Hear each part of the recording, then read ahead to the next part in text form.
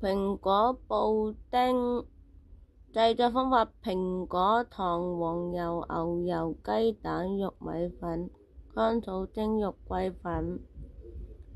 將蘋果清洗去皮去核，切成小丁或者薄片。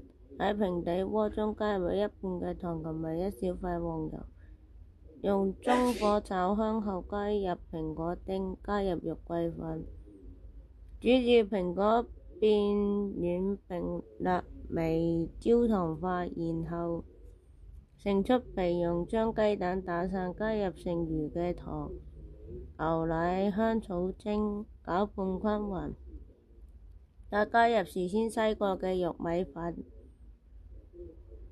徹底攪拌至沒有顆粒。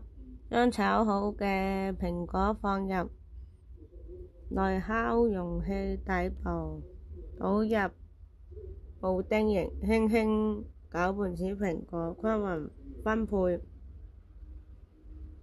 預熱烤箱至180度，將容器放入中層烤約35到40分鐘，或直到布丁表面微微金黃。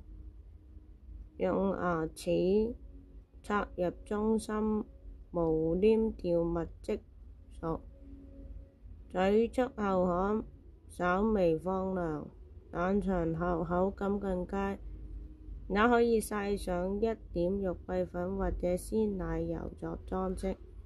享受你嘅蘋果布丁吧！大家記得點讚關注。